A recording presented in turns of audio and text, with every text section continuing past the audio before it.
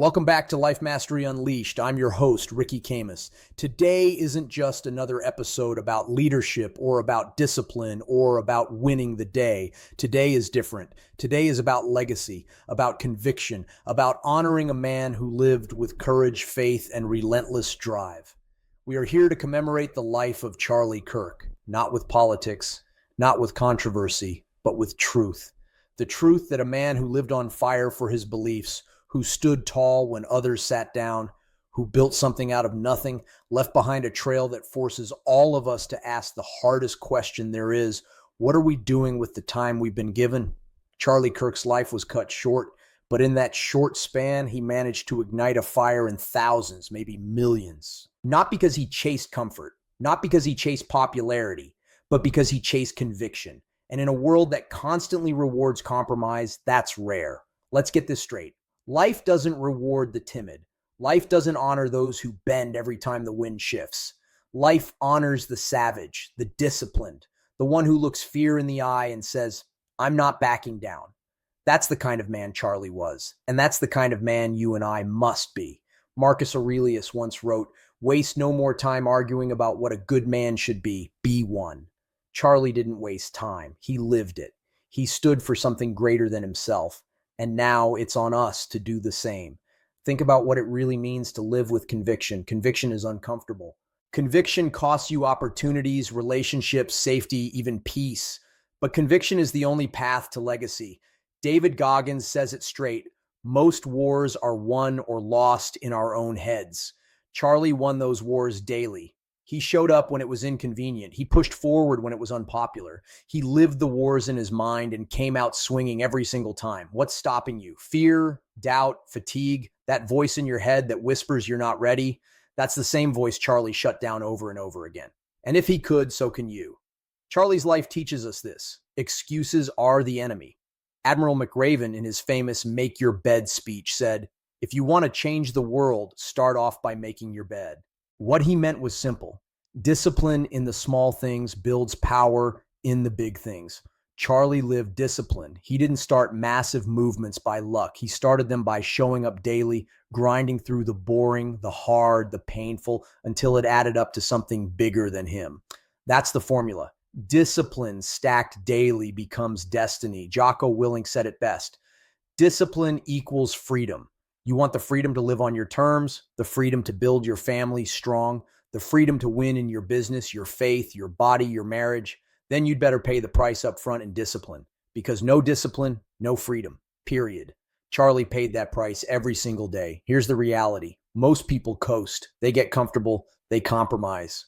They start living as victims of circumstance instead of owners of destiny. Charlie refused that path. He chose ownership. He chose responsibility. He chose faith.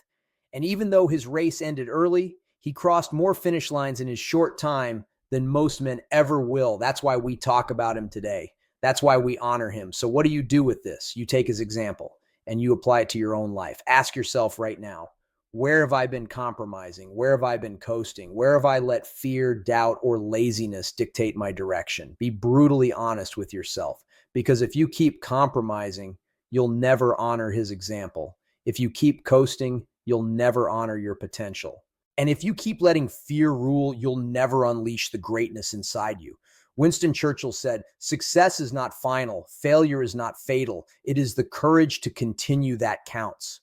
That courage to continue, that's what Charlie modeled. Not perfection, not ease, but courage. He failed, he fell, but he got back up, kept fighting, and kept leading. That's what matters. Let's break down the lessons from his life in a way we can use. First, stand tall when others sit down. That's courage. It might cost you. It might hurt. But if you won't stand when it costs, your words are empty. Second, build instead of complain. Charlie didn't just talk about problems. He created solutions. That's leadership. Third, keep faith at the core. Without it, the storm will break you. With it, you become unshakable. Fourth, be bold. Stop living timid. Stop waiting for permission. Attack your mission like it's the only thing that matters, because it is. Fifth, build your legacy daily. Legacy isn't about what you leave behind when you die. It's about what you're building right now, choice by choice, action by action.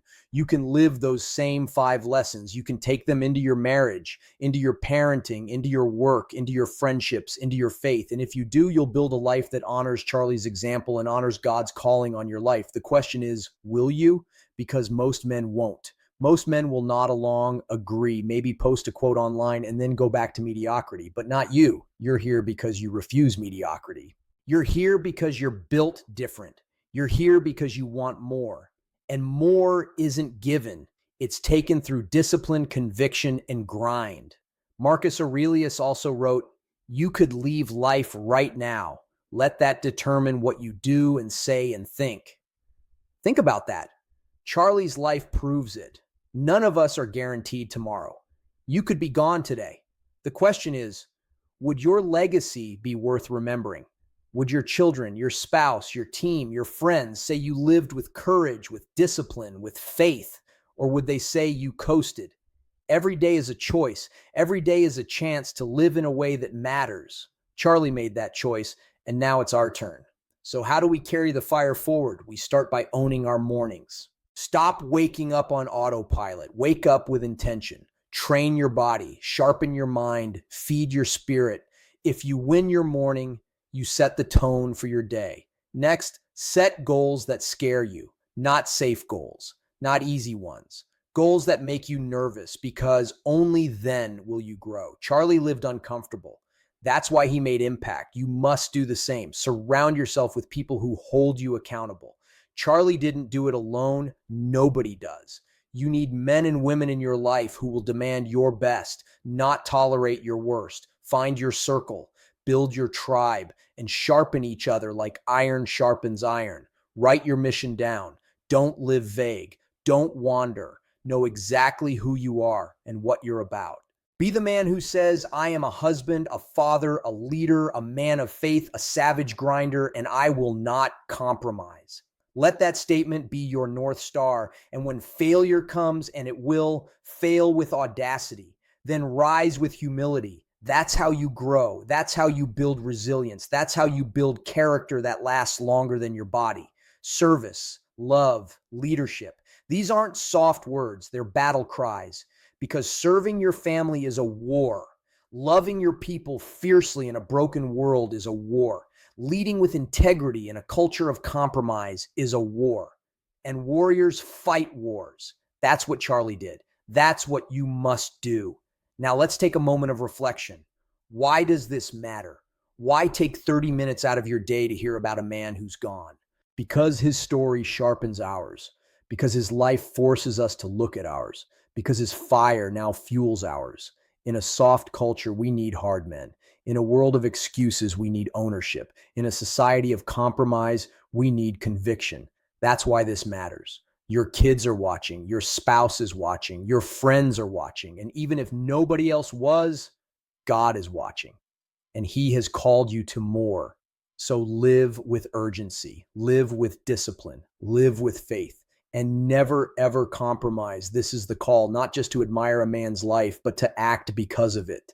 Stand when it costs you. Speak when it's unpopular. Build when others complain. Love when others grow cold. Serve when others turn selfish. Grind when others quit. That's how you honor Charlie Kirk. That's how you honor your calling. That's how you win the day. Charlie's life is proof of something we forget too often. Time is short. Mission is long. Legacy is forever. You have today. You have strength. You have breath. Use it. Use it well, because tomorrow is not promised. Live like Charlie lived, with conviction, with courage, with faith, with relentless grind. And you know what to do.